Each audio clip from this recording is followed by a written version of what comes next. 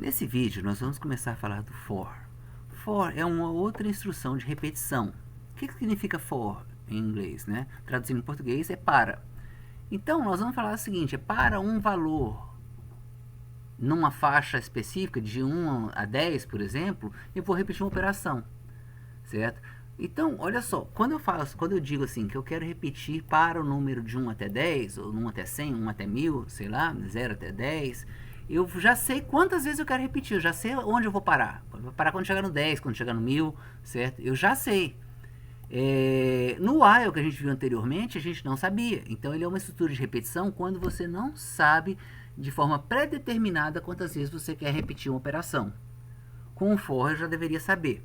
Vamos ao primeiro exemplo. Certo?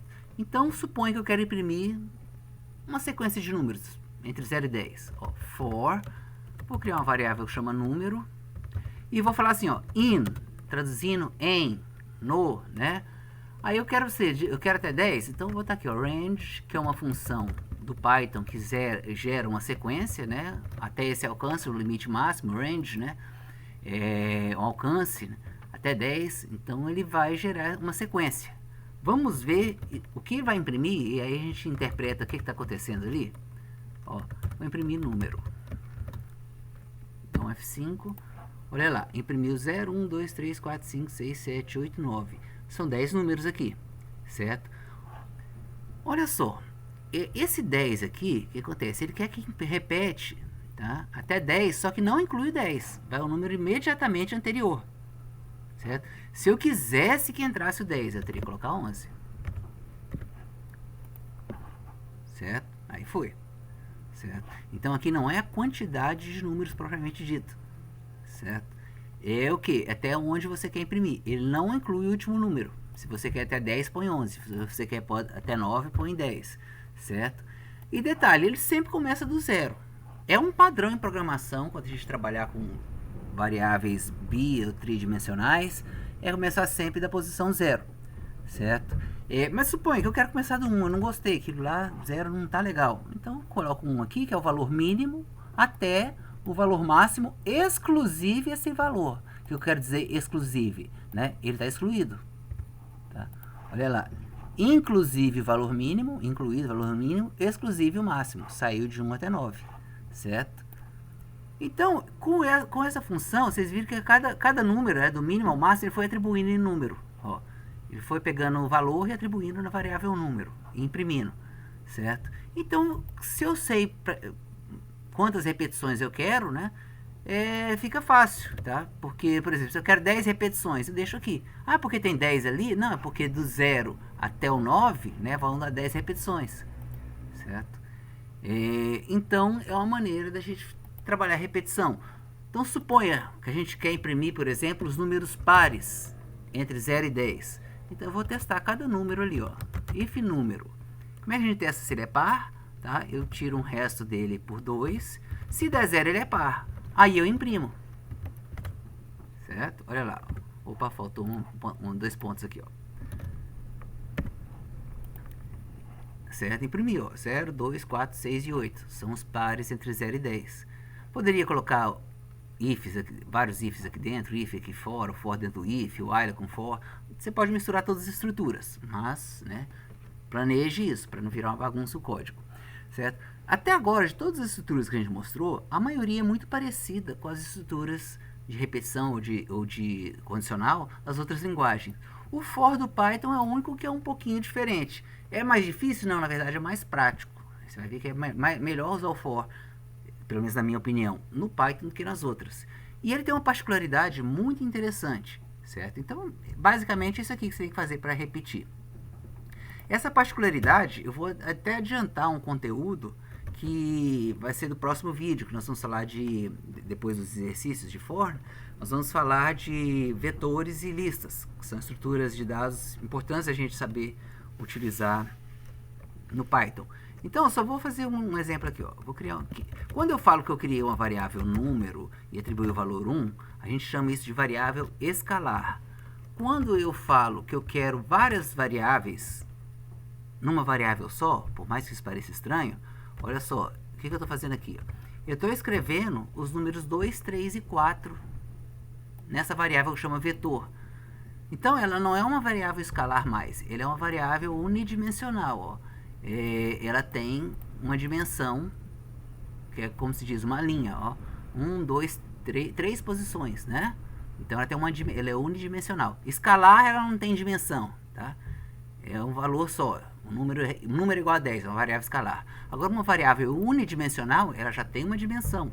Tem 3 posições, né? Eu guardei 3 informações.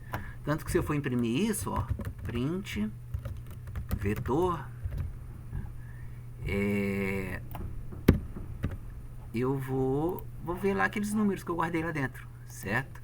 Como é que eu posso usar isso num for? Tá? Então, eu vou criar aqui, ó, eu vou criar uma variável x em vetor. Que coisa estranha isso, né? Vamos ver o que acontece. E vou imprimir x. Olha lá, ele imprimiu os elementos. Deixa eu tirar isso aqui para não gerar confusão, né? Perdão. Ele imprimiu cada elemento ali dentro, certo? Então, o que acontece? O primeiro elemento de x eu passei para cá, o segundo de vetor passei para x, depois o segundo elemento passei para x, e o próximo elemento foi para x. Certo? Então, essa é uma particularidade muito interessante do Python. Tá? Nas outras linguagens, o que a gente tem que fazer para caminhar dentro do vetor? Tem que fazer o seguinte, ó. Eu vou ter que voltar range, eu tenho que saber o tamanho do vetor, não sei, né? Então, você tem uma função do Python que chama len de, só deixa eu escrever aqui, length, tá? Que é tamanho. Né?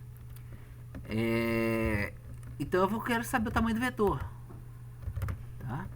Eu quero saber o tamanho do vetor. Então, o que essa função vai me voltar? O tamanho do vetor. No caso aqui tem 3 posições. Aí, se a gente fosse imprimir só o x, olha o que ia acontecer. Tá? 0, 1, 2. Posição 0, posição 1, posição 2. Porque aqui ia voltar 3 posições, ó. Que é o tamanho do vetor. E aí, então, o que eu disse? Ó, tem uma outra maneira de acessar o vetor? Tem. Eu pego o vetor e ponho entre colchetes a posição que eu quero. Vai ser a posição 0, depois a posição 1, depois a posição 2. Vamos lá imprimir? Ó. Olha lá, eu imprimi de novo o vetor. Certo? Eu vou deixar aqui das duas formas para vocês verem que o resultado é idêntico. Tá? Então, se eu deixar desse jeito ou deixar daquele outro jeito lá, vai dar... Opa, eu cometi um erro. O que eu cometi? Não, perdão. Aqui eu tenho que tirar o range, né? Não tem nada a ver o range. Certo? Dá um espacinho, né? Porque ficou feio ali.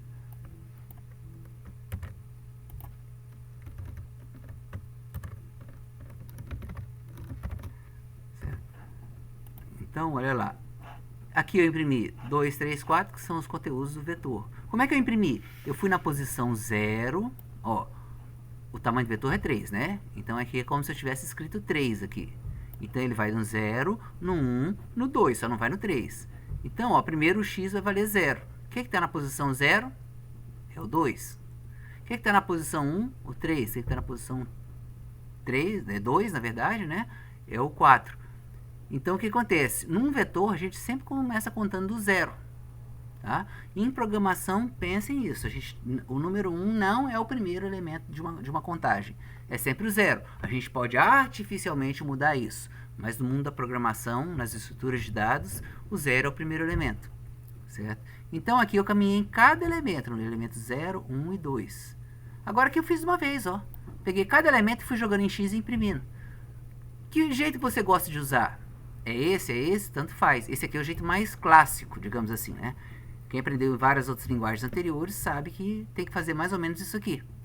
Esse é um jeito mais moderno que Python traz pra gente. Certo? Algumas outras linguagens também fazem isso, tá? Não vou dizer que é só o Python, não. Algumas outras linguagens também fazem isso. As linguagens mais modernas, as clássicas não. Certo? Então, nós vimos como utiliza o for. Então, repetindo, tem duas estruturas de repetições básicas que nós vimos até agora. O while e o for, certo? O while quando eu não sei quantas repetições eu tenho, e o for quando eu já sei previamente. Tá? Tem outras variações? Tem do while, vocês podem ver outras variações aí. O for usando o else, certo? Mas essa seria uma coisa um pouquinho de um nível, digamos assim, intermediário. Eu deixaria a cargo de cada um se quiser pesquisar desses temas. Nós vamos botar aqui as estruturas básicas de programação, certo? Então no próximo vídeo eu vou trazer alguns exercícios usando o for, certo? Obrigado e até a próxima.